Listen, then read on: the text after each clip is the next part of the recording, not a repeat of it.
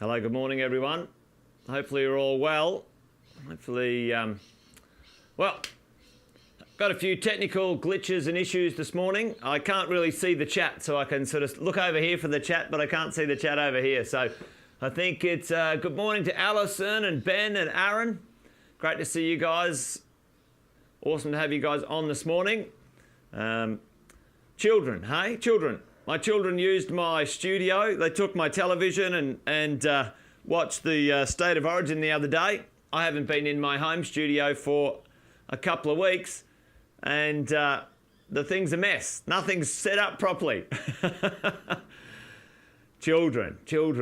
Morning, Marcus. I think I can see Marcus over there, and a few people jumping on this morning. Hey, great to see you guys. Fantastic to have you on this morning. I'll try and keep this moving this morning. I'm running a bit late. I'll be back in a second. Trying to see if we can not be too bright and washed out. But anyway, we can have a bit of a chat, a yarn this morning. Welcome to another Wealth Coffee Chat, folks. Great to see a bunch of you guys on this morning. Been out and about the last couple of days, catching up with my crew up in Brisbane. So I wasn't on the morning Wealth Coffee Chats. Didn't fit into the schedule, unfortunately. I'm not quite used to travelling again, getting out and about. So lesson learned. I'll make sure that I fix up my my schedule so I can get my Wealth Coffee Chats done in the morning, hang out with you guys. Hope you're all awesome and well, wherever you are, whatever you're up to. Hopefully everyone in Sydney or thereabouts is staying safe and not too wet and washed away.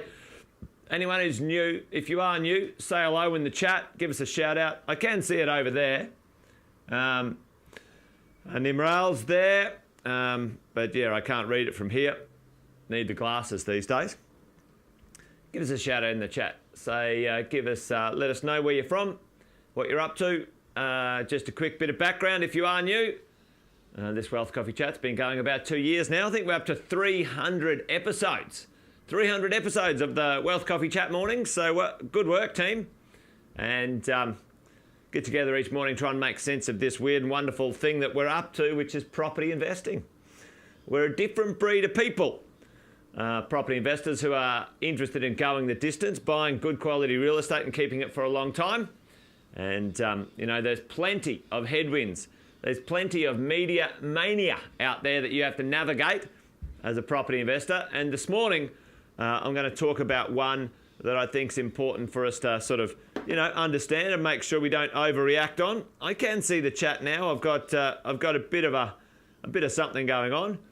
Hey, morning Sophie, morning Sharon. Great to see you guys on. So tell me in the chat. I can see it. Tell me in the chat, what has been the rhetoric of recent times when it's come to the world of construction, and specifically house construction, ladies and gents, building houses, freestanding houses. Tell me in the chat what's the rhetoric of recent times in and around this stuff. Morning. Am I frozen there? Bryce says I'm frozen, but I think I'm still moving around, Bryce. Maybe it could be at your end. Tell me right now in the chat, what has been labour shortages? Yep, Marcus, yep, labour shortages. Ultimately, delays, companies going bust, yep, for sure. High material costs, etc., right? So, this has been a little bit of a theme of recent times. Unable to quote accurately, material costs just all over the place. Increased construction costs, companies going broke, and certainly something like this, if you're in the middle of building a house, doing a renovation, trying to get something constructed, is a real problem for a lot of builders and a lot of people, let's face it, who trying to get their homes built, their houses built. And certainly it's been, the flow on smaller land sizes. Yep, I think that, Chriso, that's kind of a function of the process of trying to keep property prices affordable for people, certainly too. So there's been some uncertainty, some problems, some challenges for the world of construction. And it certainly started, well, we could see it coming when the COVID world had a little show up on the radar.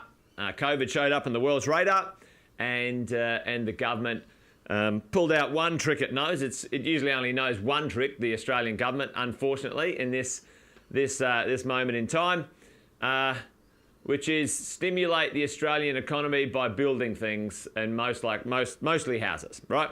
So that's where the money went, or a lot of money went. So, money went to JobKeeper and other bits and pieces. But what happened? Let's have a bit of a look. Now, you can't see this other chart right here, ladies and gents, but I'm gonna track it for you now. This is an overlay right now of housing approvals, all right? And this yellow one, which I'm sort of tracking, which you can't see, unfortunately. There's something going weird with my oh, you can't even see that. Something going weird with my studio and my cameras today, but we'll work it out together. We'll work it out together. You'll get the point in a second anyway. All right. Yeah, shivers. That's not even... Oh, well, you can kind of see that. Let me know in the chat if you can see it. It's okay. The black bars here are the world of housing. They're the world of housing. The black bars are the world of housing. And the other one, which is meant to be purple and or yellow, let me know in the chat if you can see that okay, that line, is the world of apartments, okay? Multi-dwelling, which includes townhouses and apartments, as we go. Now, if you guys have a look at this, this is 2018. 2018, that's 2018, folks. We have seen from around about 2017-18, the world of apartments and houses ever so slightly reduce in supply. What these are building approvals, okay? Building approvals. Now tell me, and the reason I look at building approvals, not buildings under construction, and that can be for another day, let's say. Building approvals, they are something that we will see into the future. Everyone cool with that? This is something we'll see into the future. Now, tell me right now, on average, let's say just in basic terms, ladies and gents, how long does it take to produce a house? Okay, let's say we could start constructing today. Put that in the chat for me. Now, of recent times, of right now, it's a bit hit and miss, but on average, does anyone know how long it used to take on average to build a house from scratch? Starting today, not waiting for the land to register or anything like that. Put that in the chat for me, all right? Okay. That is dead right, Luke. Doesn't mean they're going to move to construction phase, and that's another thing we're going to chat about. Yeah. So at the moment, Chriso, yeah, you're right. It's sort of taking 12 to 18 months. Back in the old days, it used to take anywhere between 6 to 9 months to deliver a house, okay? So if we have a look here, ladies and gents, around this time, 6 to 9 months, the housing supply was approvals and or starts in construction were pretty low, and so too were apartments. The approvals and construction pretty low, okay? So there wasn't as much work around. The labour construction work around was pretty even. There was enough people around to keep the price okay and the speed of delivery up, okay? Along comes, 2020, March 2020, and the government says, let's stimulate the economy.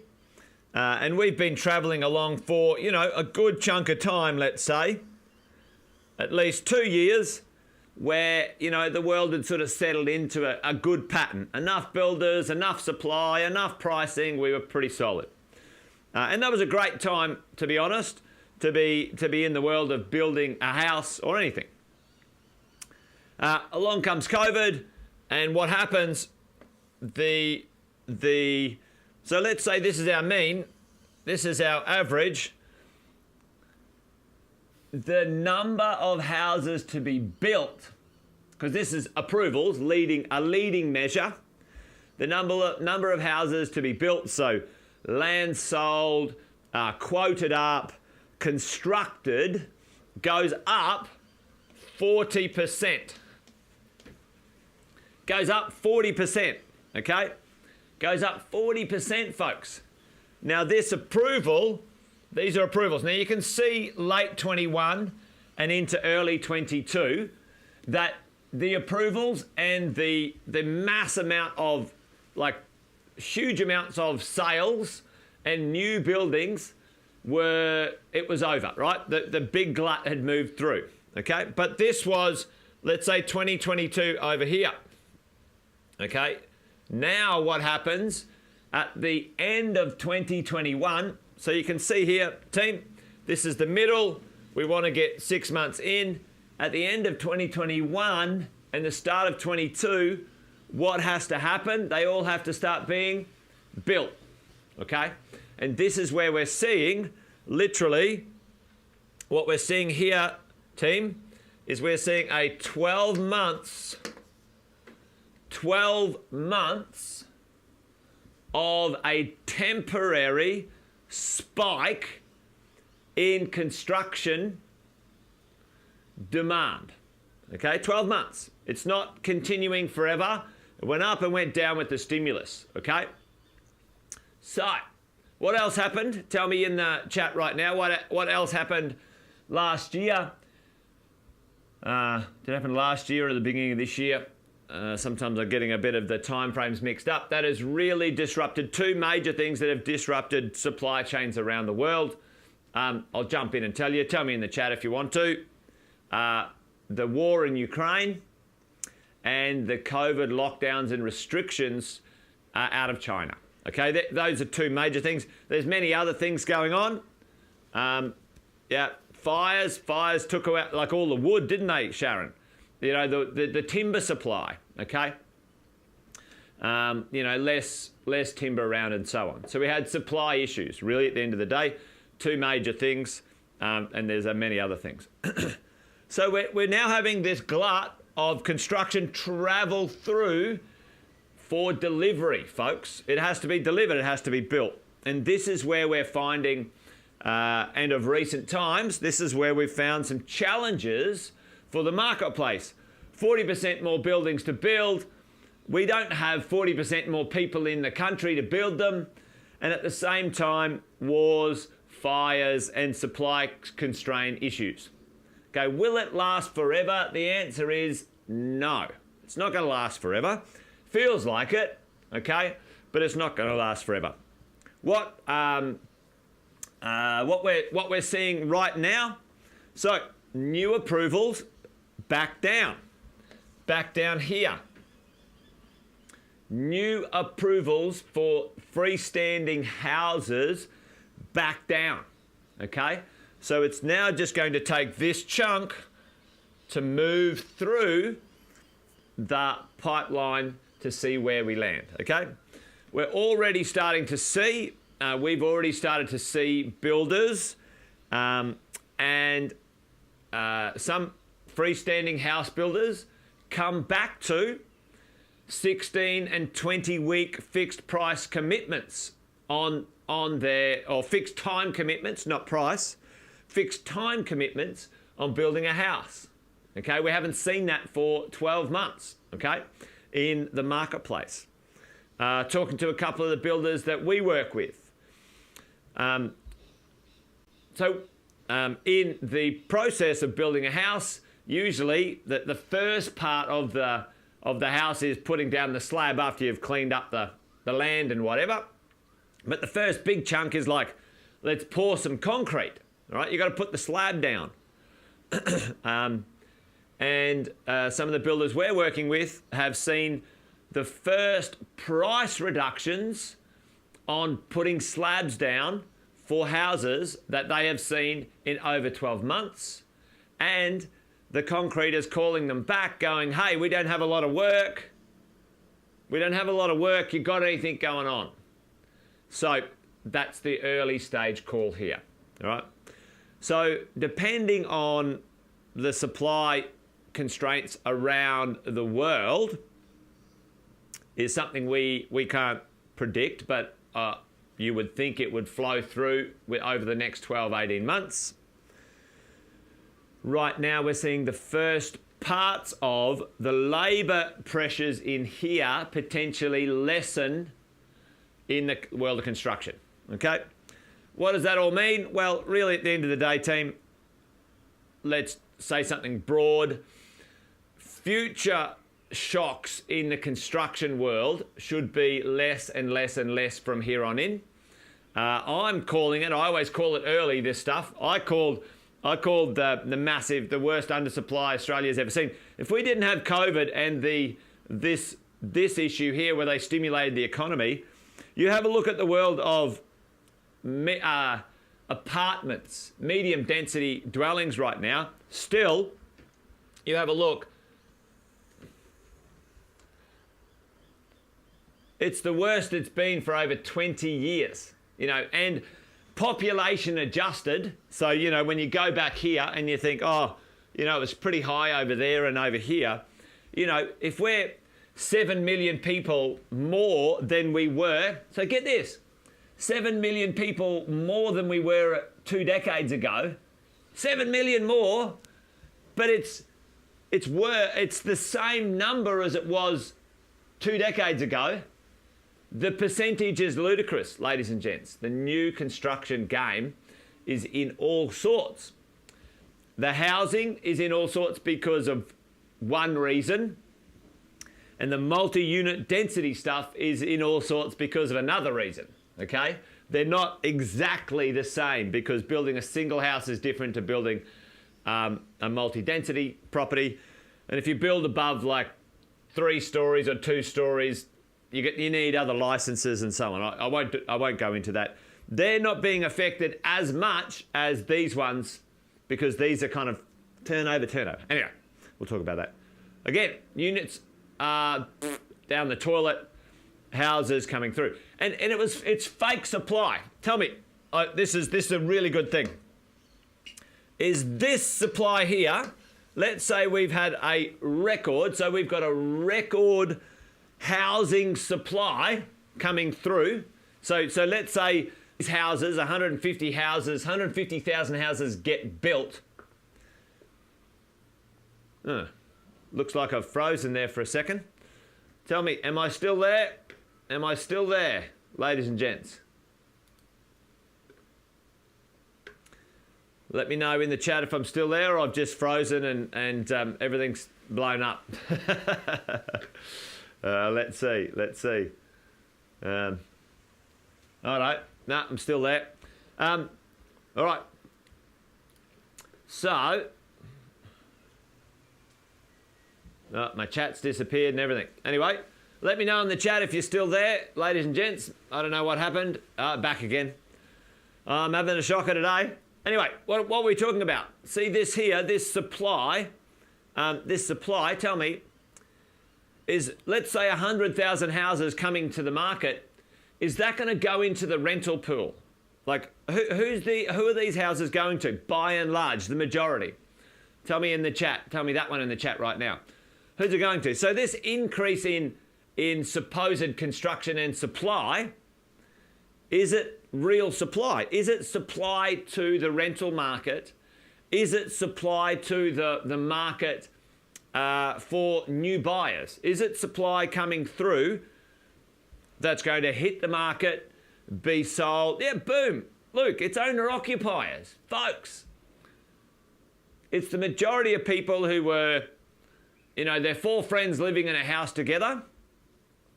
One of those friends could afford to buy a home, so they went and did it. Now there's 3 people still living in that rental property. It's not like it's vacant anymore. That's bullshit. I've heard that story. All these people, what a bunch of rubbish.